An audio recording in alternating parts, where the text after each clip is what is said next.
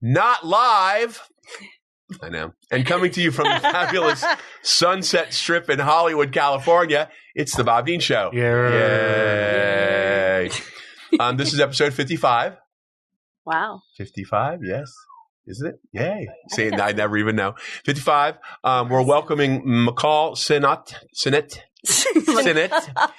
we're going to get to speak to Michal. Yeah. I want to welcome back the beautiful Cathy St. George. Hello. And Dennis Alsin's with us again today. And, of course, Maybelline. And it is Tuesday, the 18th. Michal and I know each other through our former 405 traffic reporter, Nicole Summerfield. Woo, Nicole. Yay. And I just spent 2 hours and a lot of dough in the dentist chair today. We have the same dentist. Yes. Dr. Dang, right? No. Dr. Amani is mine. Oh. I guess sounds good. They share the office or something. Right. Or different. Oh, she does different offices on different. Well, anyway, we love you, Nicole. Yay. Hi, Nicole. Love you, Nicole. Do you go to the Brentwood office? No. That's it then. Yeah. And she's there a couple days a week. So we have the same hygienist friend. Yes. It's good to not have secrets about your teeth shared. Yeah. It's really intimate. We share like Nicole's had her fingers in both of our mouths. Yes, super with those awkward. spy glasses Weird. on. Yeah.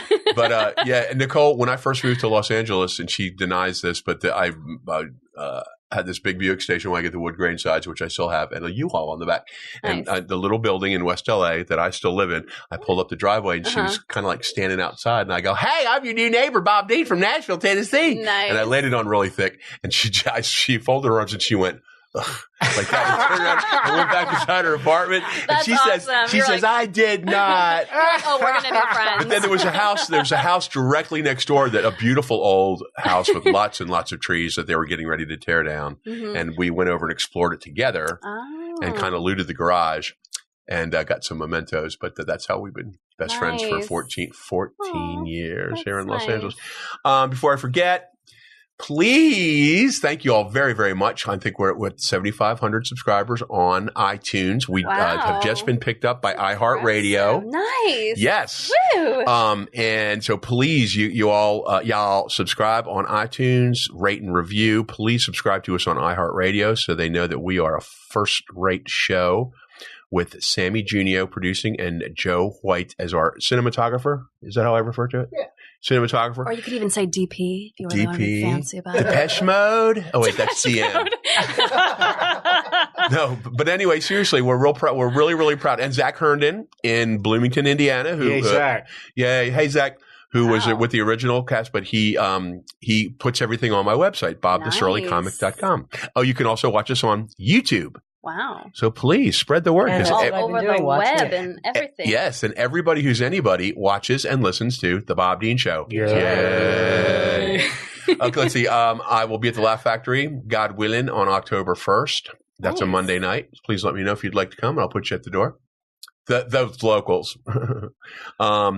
And let's see what else I'm doing. Not much, except getting a lot of damn dental work done, and it's expensive. So please feel free to send money.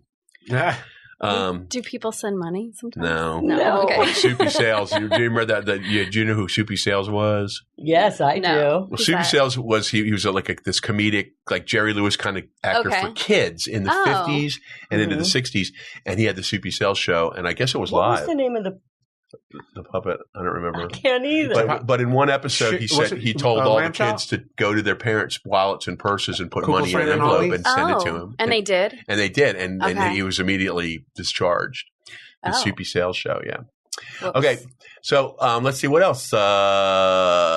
Hopefully today we're going to make some time to play Just Jump, our Amy Vanderbilt etiquette game, which you'll learn about later. All right, my Novocaine is starting to wear off, everybody. No, I like it.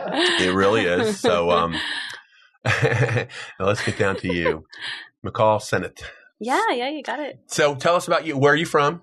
I'm from coastal Virginia, Norfolk. Oh. Virginia Beach area. Nobody's getting any of your family okay with a storm and everything like that? Did it go that far up? Everyone's fine. It hit more of North Carolina and My husband's driving through there right now, actually, but it's still okay. There's signs that say up, like, do not enter North Carolina. He was telling me earlier. There were signs up, and I was like, oh. Well, the thing he's about like, I'm going in anyway. But the flooding is even after the hardcore of the storm, the water's still coming up. Yeah.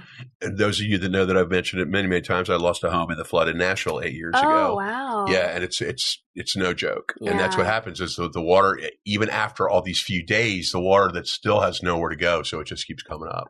So God bless our friends in North and South Carolina. Yeah. Hang in there. Anyway, so you're married, I take it then? I am married. How long have you been married? Oh, gosh, like over a decade. Really? Time, yeah. Tell us about your husband. Is he in the industry too? Not real, kind of. We're working on a couple scripts together. Like, I think at some point he'll be in the industry, but he's not really. I mean, he's a very gifted writer, but he has a full-time job working as a production manager for a court reporting firm.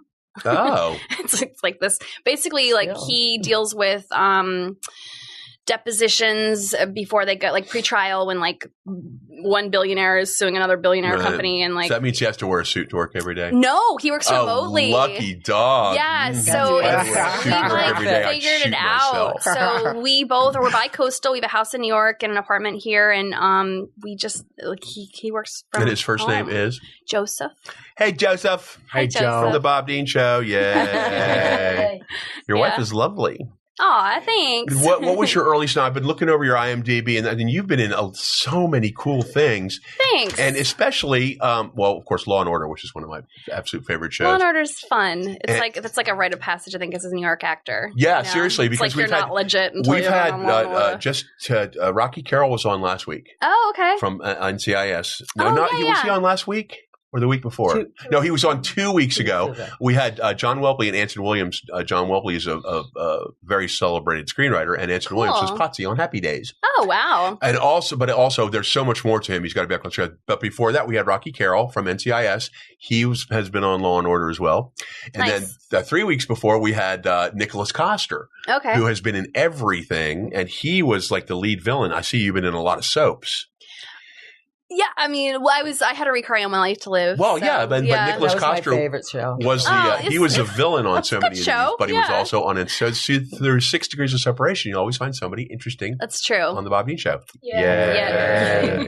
This whole unenthusiasm thing is very hard for me. I'll work on it. Well, we're very enthused around here, but I just think it's kind of hokey. It's super funny.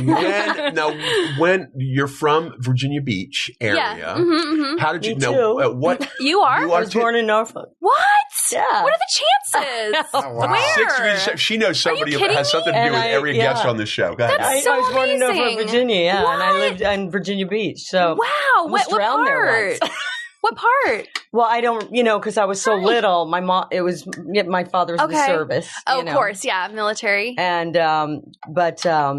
so it's hard. I just actually was back there for the first time. Oh, that's so neat. Yeah, in North Carolina, because I didn't see my family for a long time. But that's neat. Yeah, because my mom moved to Los Angeles with her new husband and that sort of thing. So it's a nice area. I love it. I remember catching fireflies when I was little. Yes, fireflies are magic. They don't have them out here. I know. I love that. It is. They're neat. I have early memories of that too because we moved there when I was like 5.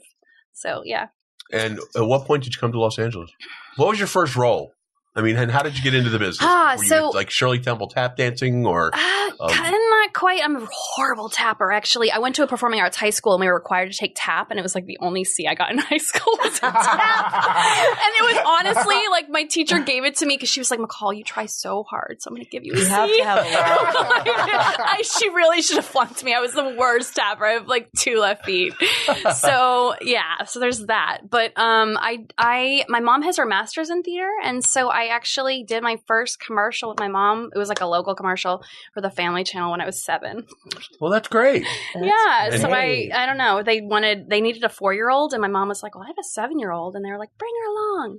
Mm-hmm. And they did. And I was super shy when I was little, but it kind of like brought me out of my shell, and I was like, I really like being other people. Let's do this. Right. That's what I love about it I'm way more comfortable in someone else's skin. Let me just be an actor. And you're in that where they call it, what's your age range? I mean, now mine is between 55 and 70. Mine now? No. Mine is. Yeah, no. I'm saying when she took you to the commercial, they wanted a 4-year-old and you were 7, but you still fit that category. True. Maybe. The range. Like, I know one of my nicknames when I was little was Paper Doll McCall. So maybe, cute. yeah, it was like this very little, like kind of like a beanpole. So I suppose, maybe I looked younger than 7.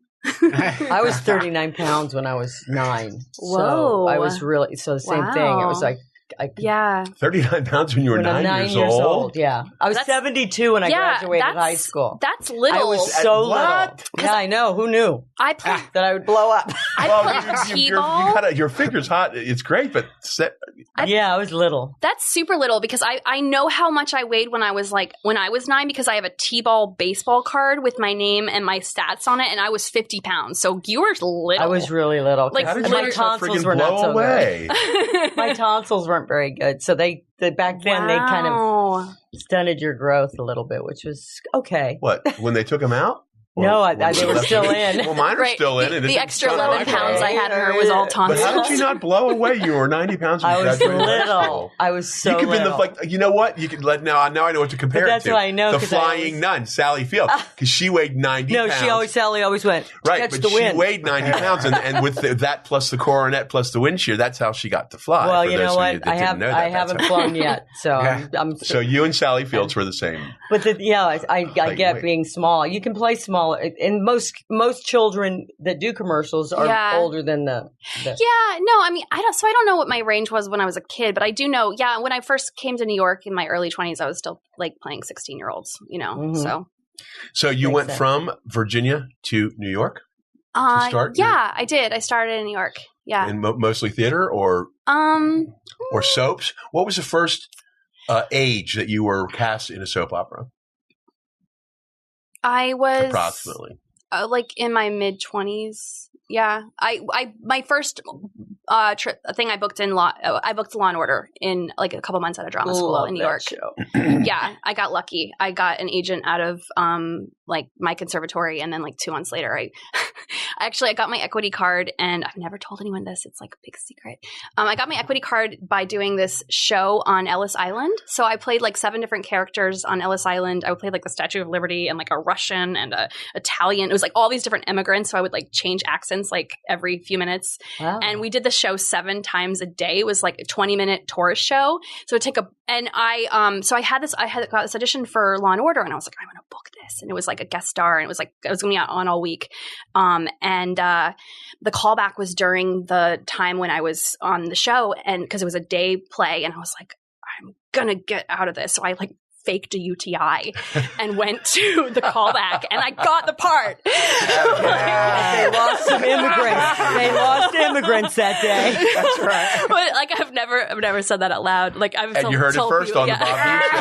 Yeah. That's cool though. But seriously, I mean, you gotta do what you gotta do for your art. You know what I mean? It worked out, didn't it? It's all about the risks. Changes every 20 minutes. I mean, that was great. I was super happy to get my equity card, but I just needed to book that Law and Order, and I did. So there's that's great. And that started you on to bigger and better things. Yeah, that was like, that was, that was like my, I don't know, foray into television in New York. You didn't get murdered in the episode, did you? Oh, of course I did. I'm like, yeah, that's. You got, I'll guest stars too. Are you kidding? When you look like me, that's what happens to you. You get murdered. How did they off you? Scissor wound to the neck. But I was alive first. He wasn't just dead. You got to see me alive, which was, Yeah. You weren't the body at the beginning. You weren't the first. You went through the whole show. It was criminal intent, and what they do is they see you see them in the beginning, and then you see them murdered, and then they spend the whole time like figuring it out. So it's like it's like you get your moment of glory, and then it's all about you, but you're dead. So that's, Yeah, but still, that's really cool. It was with Judd Hirsch and Anthony Mackie, so that was kind of fun. Well, Melissa Hardigay is on what is it? Not ICU. No, she's on Special Victims Unit. And I met her mother the other night at my bar where I sling drinks to pay. I'm an actor and a comedian, which means I'm a bartender. Mariska Hargitay? Yeah, her mother. Her mother died. Really? Yeah, her mother has been dead a long time. Well, then this woman she was straight a total out lied imposter. to me. That's crazy. I'm not kidding, and I'm embarrassed, and I apologize. Jane Mansfield. was Mariska's mother. This is awkward. Stepmother. Stepmother. There you go. Okay. Because she was married to Mickey Hargitay. Oh, that's it. She was so now I've got it right. Okay, her sorry. Stepmom. Okay. No, sis, but thank you because I don't want to get. But because the woman was lovely, and she said my daughter's been on Law and Order for 20 seasons, and I was like, oh wow. my god, because I love every She's character wonderful. from every genre of the show. Yeah, they're all great. Yeah, it's a good series. It really is. And her brother, if you drive down Fountain past La Brea, there's a beautiful plant place right on the side. Mm-hmm. That's her brother, Mickey. Oh, wow. Yeah. I buy all my plants from him. Well, okay, so her mother was Jane Mansfield. Jane Mansfield, yes. I did not know that. I mean, maybe somewhere along, because Jane Mansfield was, of course, the way she went was just horrible. I got to meet her when I was 7. To the neck? She was decapitated. Oh, God, that's even worse. In a convertible accident. What? She was in the front seat. I mean, that's not okay, but like, no, I thought you meant like by a person. No, but seriously. The scarf that was around her neck got caught in the spokes. No, it did not. That was Isadora Duncan. You were making that up. No. Oh. No, you got confused. Okay, Isadora Duncan got off when her scarf got stuck and it snapped her. Isadora Duncan, was she a ballet? She was like a ballet dancer or something in the 20s or in the early 30s. But then Jane Mansfield, and the thing that was so cool about Jane Mansfield is that she pushed and pushed and pushed. She never became quite the star that many are, that her own daughter even is. But she was like that woman, the blonde that promotes herself. That famous shot where it shows Sophia Loren staring. There's a shot where Sophia Loren is looking at this blind woman. It's a famous shot, and she's looking at this woman's breast. It's a classic. Sophia Loren's looking with disdain, like, and Jane Mansfield. It's like some Hollywood nightclub. Italian movie, or no. Pictures in The Girl Can't Help It. Oh, okay. I didn't see that. But this still photo came from some nightclub somewhere. Got it. I'll show it to you. Okay, I look forward to seeing it. But Jane Mansfield used to like fall into pools, like allegedly get pushed into pools and crash parties and that sort of thing. She was a wild woman. If you drive Sunset, push her career. If you drive Sunset, the big pink house that was up on right up on the hill there, that was hers, and Engelbert Humperdinck bought it after that. And I remember going to the house. I know. I don't know if it's pink now, but it was when he had it. And I went up there, and she haunts the house. Does she really? Smell her rose water in the house. Yeah. What? Mm-hmm. How did Jane Mansfield die? Just a regular car crash? 2 children haunt the house. She was in, I believe it was a 1964 Buick convertible. And she and two people involved in some project they were doing. I'm sorry, I don't know. Google it, somebody. But they went under a truck or a crane or something. Yeah, a crane. I think it was a crane. Somehow. That was her telling me to stop talking about her. There you go. But St. Respect George, the dead and move now, forward. Cathy St. George, of course, especially in LA. She is our Miss August of '83.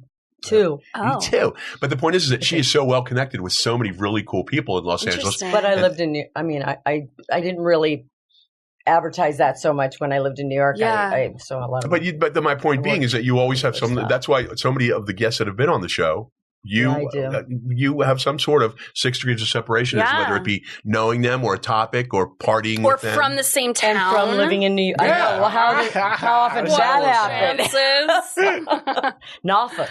We don't smoke. We don't drink. Norfolk. It's just like it's Nashville. Nashville.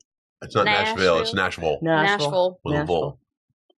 Okay, then you went on. Okay, tell us about Grand Theft Auto for our audience that isn't familiar with it. Teach us. So I'm one of the main characters in Grand Theft Auto 5, which is the last one that they're probably in a couple more years they'll have a new one, but it takes about 5 years for them to come out because it takes 5 years to make. So I worked on that for 3 years. It was like it was a big project. And I'm the daughter of the main crime boss. Her name is Tracy DeSanta. And so it's performance capture. So it's like the suits with the balls, and then you wear this like head helmet that has these long prongs coming out of it with like a pinhole camera that catches all your facial gestures. And then they pixelate your performance into animated form. So that is so cool. It's kind of crazy. It's really cool. And so when you started working on it, like, there's a screen up at the top where you can kind of see, it's like these weird robots that are like doing your gestures like a second after you do it. So it's like you'll be like if I move my arm like this, and it'll go. But eventually that robot up at the top starts to look like you because like they digitize it with animators. This is fascinating. Okay, so when you and the people that are involved in your scene, are you standing? Yeah. And you've got your headgear, and you're speaking into a microphone. No, you wear a mic pack. So, so basically, it's kind of like a weird, like theater. Hybrid. Yes, it's like a hybrid of like soap, theater, green screen. And you perform in a soundstage with 36 cameras that capture your movement. So before you go on set, you have to go into this room where you do like basically yoga, and they're like, okay, put your arms out. Okay, bend over. Like, okay, put your left hand out. So it's basically everyone does the same movements because there's slight variations in everyone's movements. So it calculates those differences. And then when you get into the sound studio, the 36 cameras they are basically recording. They take that data from when you did the calisthenics in the other room, and they transfer it into the 36 cameras, who then capture the balls, like work with light to capture the movement. I don't know. Yeah, and that sounds so unscientific, but that's the best way I can kind of explain it. Yeah. And then it basically creates like this version of the way you move, and then the animators use that when they, transfer that into your body. And then they do like a body scan. So it's basically like capturing the way you look. And then when you're there, it's capturing, there's like this pinhole, almost like a fisheye lens on your face. And so then it captures your facial gestures, and then you have a sound pack on that's recording your voice. So sometimes you have to go back and do some APR work, some ADR work to like catch things that they might not have caught. But for the most part, they're capturing in 3 different forms of data: your movement, your face, and your voice all at the same time. Do they attach anything to the face, like the balls on the body? They don't. They used to. I did a video game that never came out. It was called Ride to Hell, and with Stephen Ogg, who plays Trevor on that show. He played like my. You're a fan, aren't you? Yeah. I'm not allowed to talk to. I'm only supposed to talk to you guys, or am I allowed? Okay. Talk to her. Talk to anybody, please. You were so quiet. I wasn't sure. We are all one on the Bob Dean Show. We when I did that video game, there were they did put the balls on my face. Yeah, okay, but now the technology had advanced by the time I did Grand Theft Auto. It even advanced as I was doing it. So sometimes I would come on set because there would be like months in between shooting sometimes. And you get back on set and you'd be like, what is this new toy? Like there'd be things that were not even there when we started because it was at the cutting edge of the technology. So GTA 5 like basically set the stage for like everything that's happening right now in the video game world. Have you guys ever worked with anything like that? No. I'm talking to my tech crew back. But that's it. Is that it? Now, so in other words, all these other, like the other ones where the soldiers are, and there's like many, many of them, they're doing the same kind of work. Yeah, they have there were 1,000 actors that worked on Grand Theft Auto. Holy crap. Yeah. For all the crowd scenes and they used real people for all of those roles. It's gotta be so expensive. Oh yeah. Well, but they made, so that game was made for about $260 million. And in the first 3 days, it made $1 billion. It made its first billion the first 3 days. That's nice. Yeah. And then it's made like over $3 billion at this point. So it at the time when it came out, it was the fastest grossing entertainment property of all time. It had like 7 world records. That's fascinating. Yeah, it is. It's fascinating. It was there were billboards of my character in Times Square. It was crazy. And it's it's Tracy DeSanta. Tracy DeSanta. I'm going to tell everybody I know that we interviewed Tracy DeSanta on the Bob Dean Show.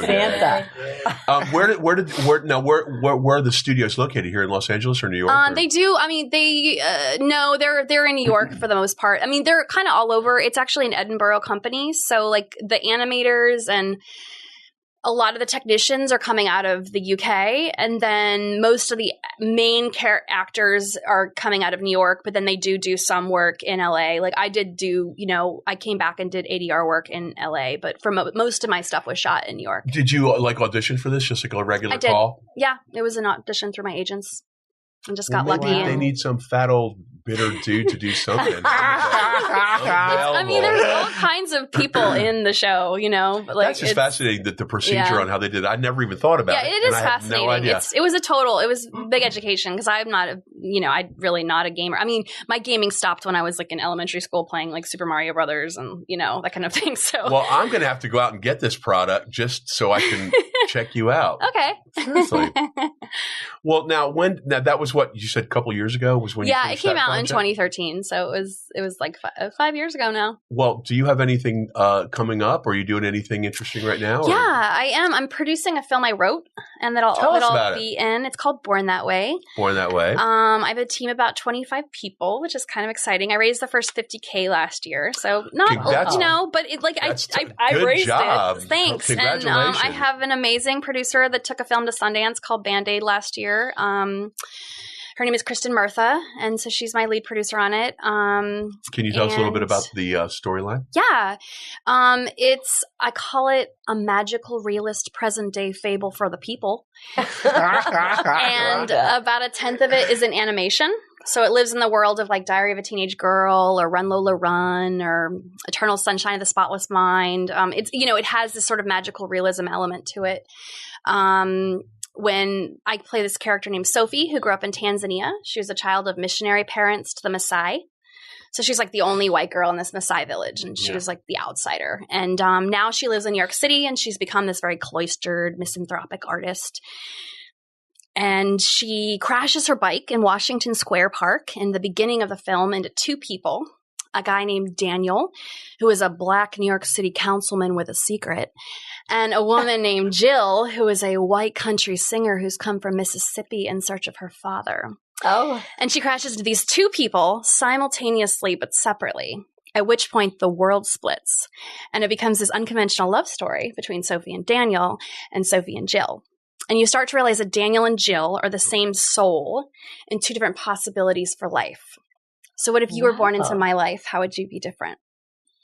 You're asking me now? Well, I'm already so I'm trying to process how cool this story is already. Thank you. So it's dealing with a lot of consciousness questions about race and gender and sexuality and all these things that separate us, right? All these identity questions that but then there's the oversoul that we're all descending in. That's right. Right. So it's about our connection, it's about our connectedness. Cool. And it's dealing with a lot of like our lost connection to the earth and to animals and just like how we're kind of. That's going to really be good.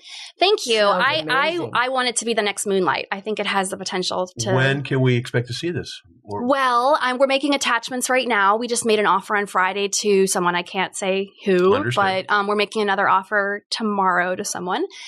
And as soon as we attach an actor, then we're going to go after the rest of financing. And hopefully we'll shoot in the spring. In New York? Yes, it's a New York story. We shot in Tanzania last summer, so we already did that part of production.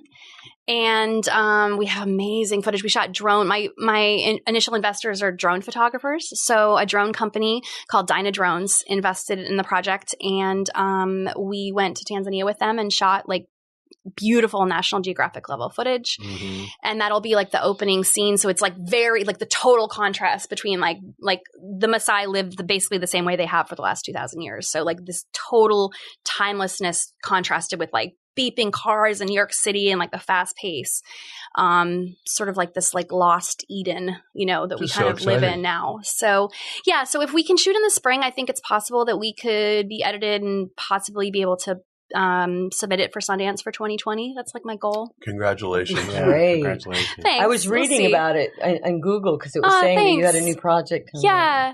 So yeah, that's that's where most of my energy goes to these days. I'm one of the Lord knows you have a lot of it. Oh, I mean that with the highest form of flattery. That's awesome. Thank you. Yeah, I'm excited about it. I wrote it with my best friend. Her name is Mary Parr, and we wrote it like on a 6-day cross-country road trip from LA or from New York to LA.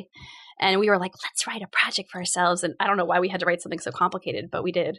And and so we wrote this thing, and now it's really kind of finally finding its wings. So that's awesome. Amazing. You must be very proud. I am proud of it. You should be. Really. Thank you. Thanks a lot. It's I don't know. I feel like it's an important story. I feel like it's a story for, right now. It's very well, I can tell you right now that once this becomes a success that it's destined to be. Oh, thanks. You can come back on the show and we can talk more about it. Okay. You okay? That'd be fun. Yeah, that's really exciting. Thanks. And to write and then go through the whole process of everything from writing it to funding it to the beginning stages before you can sell it. Yeah, it's a big education. That's a lot of nerve wracking too, isn't it? It's a lot of nail biting. I think that it's been really good for me because it's like, I think there's nothing like the artistic process to be like this wall that you're constantly hitting where you're like, oh, okay, I guess I'm going to go back to myself and figure out why I'm not getting what I want, so I don't know. I just think it's like a good teacher. It's like a very hard thing to kind of pull off because I didn't come from money and, just to figure out how to make this thing happen has been like, it's all, will and also like, and I don't know, in it too. Belief and that sort of that and that extra thing where you're like connecting with other people and really getting that message out there. I mean, to pitch it, I pitched it 1,000 times and it's like, your pitch isn't that good in the beginning, but then eventually it's like, it's good. And when you're really connecting to someone. So it's a good teacher. So in essence, Nicole would be our, how you and I met. She's our connector. Our connector. That's right.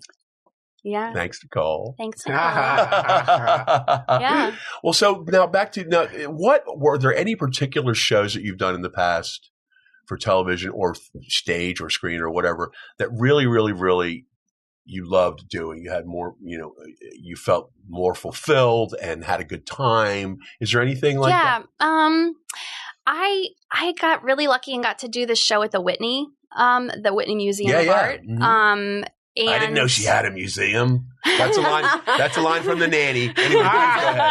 I was a performance artist in this museum piece at the Whitney, and it was basically you wore a camera. So I wore this. They're called like. Oh, I'm going to totally screw this up. I think it's a snoggy cam. I think that's the word for it. And you wear this camera around your waist, and it also juts out and like records your face.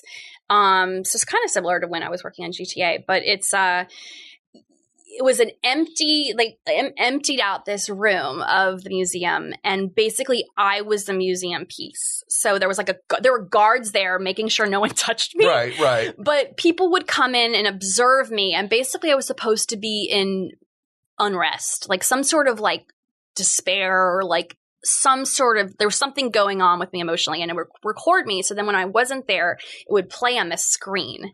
But you were in this space, and it was the first time I've ever been, I didn't have anyone to act off of, so it was like a solo piece, and I wasn't the only actor that did it, but we all did it solo. There were 7 of us that performed solo at different times. So like people could come and, they knew like the schedule. They're like, oh, there's going to be a performer here from this time. And it was like 20 minutes. So it wasn't like, no, maybe it was like 40 minutes. It was like 40 minutes you were alone. That's like a lot. And to keep it fresh, I found that I basically started making a list of my fears, and I just started tackling them. So it was like,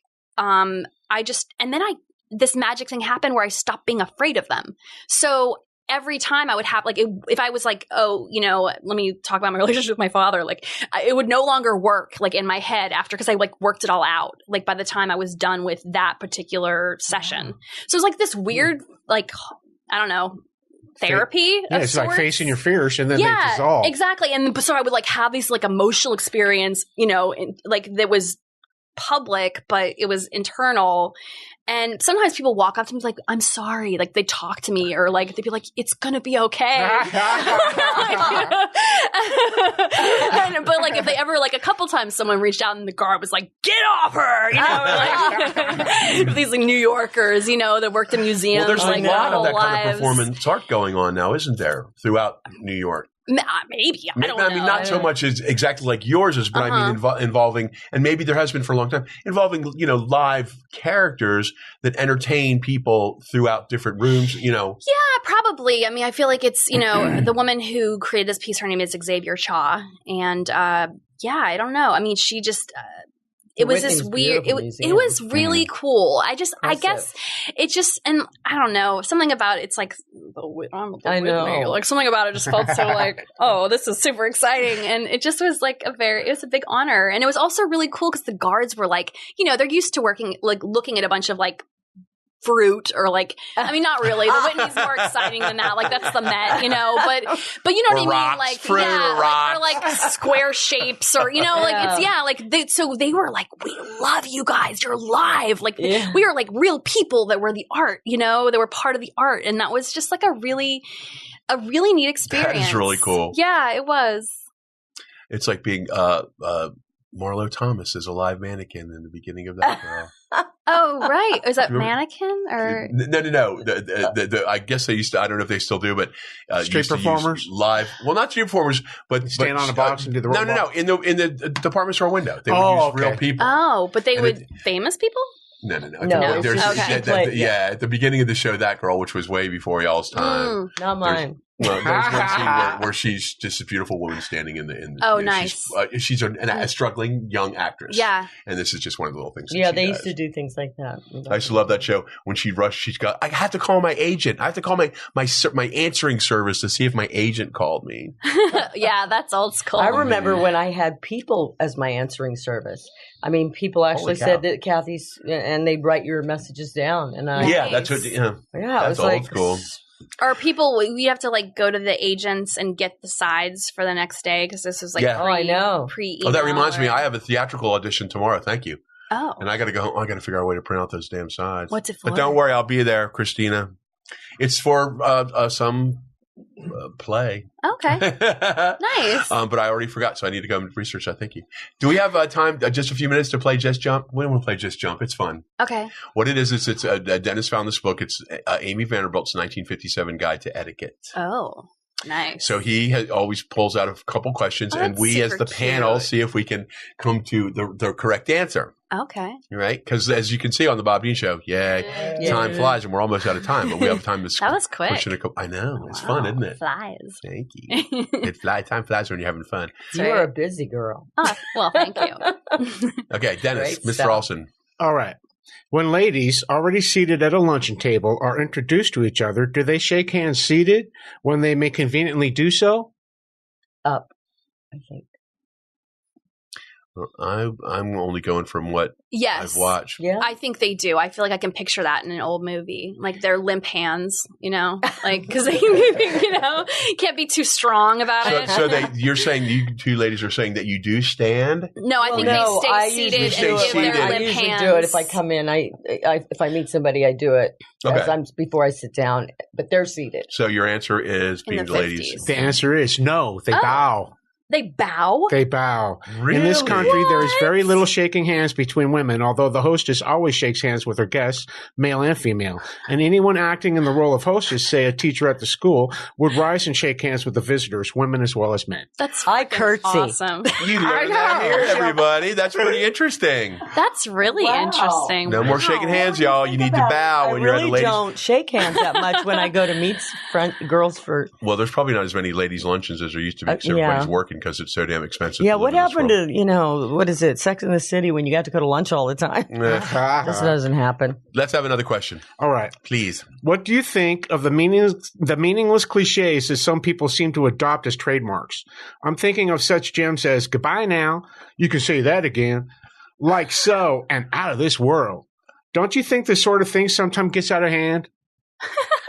That's such a weird question. I know. I was just fixing to call you. Yeah. I would say, they're just like catchphrases that, but the ones that she has pointed out in this thing are we still use them today. I know. Huh? Yeah. So, I don't think they're going to go away. For example, I know, huh? I know, huh? The answer is yes, I do. Up to a point, they can lend a little color to your conversation, but they can easily become second nature so that you seem to be a person of little imagination, one suffering from sad poverty of language. Wow. These innocuous slang expressions sound particularly inept from a grown man or woman unless one is using them quite consciously and in fun. Well, you know what? That That's would probably, and the terms now would be like awesome. Awesome. Totally. No, but what is the one? Basically, that drives me crazy. Oh, my sister, basically, my niece says it all the this time. show is fun because basically we're all together. Literally. Basically, we get here and literally before rush hour. So Literally, that's a big and one. when I lived on South Beach, and then we're going to wrap it up. I know we got to go. When I lived on South Beach, some 20 years ago, when it was still cool, it was right. Right. And I think it was the same thing in Nashville. It would be like, so anyway, we were having so much fun, right? And then this car came along, right? And the person you're talking to is going, right. Right. Because you can smell, right. Also, like, you know what I mean? Like, right? In my generation, almost everyone says like now. It used to be just like a Valley Girl thing, and now, I mean, it's just like anyone, and it just anyone under 40 gives you more time to think about what you're going to say. Yeah. Well, I think that if you really consciously work on it, you can overcome that because if you've noticed, I hardly ever say the F word now. Was that a big one for you? Well, and my mother rolls over in her grave, and it's just because I've been in the bar business for a long time. And you know what I noticed too now when I'm listening to people talking, I'm talking obviously people of intelligence and means, and the F word just flows along in the conversation. I like cursing, but I think it's partially because I feel like people don't expect it from me. So it's like I'm going to be like, get the word and fuck that, I just want to put it out there, but I do. Yeah. Libby and Lee Kirsten. Well, then on the closing note, I'm going to say this: fuck you, piss off, and go to hell, Cathy. Oh my goodness! Oh wow, Michal, thank you so much for being here with us. It was fun. I hope that you will, please keep us. Is there a website or anything anybody can follow you? Yeah, it's called BornThatWayTheMovie.com. BornThatWayTheMovie.com. And they can follow all our, Instagram and all the rest of that through there as well. I look forward to seeing that. Yeah, and we have a proof of concept that we released about a couple months ago that has 500,000 views. So that's awesome. Exciting. Yeah. Well, stick with us because we're going to let you, please, I know it's going to be a big success, and after I hope you'll come back and tell us all about it. Yeah, I'd love to. Okay. Thank you. Listen, everybody. Thanks again for watching and listening to The Bob Dean Show. It's a lot of fun. Episode 55, I believe. Woo. 55, that's pretty cool, y'all. That is pretty cool. Thank you again. Please, and tell everybody that you know sitting next to you on the bus or an airplane or whatever to subscribe on iTunes, iHeartRadio now. Yay, thank you. Watch on YouTube, and you can also listen on bobthestrolleycomic.com.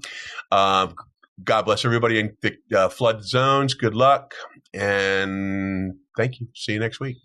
Bye. Bye. Yay. Yay.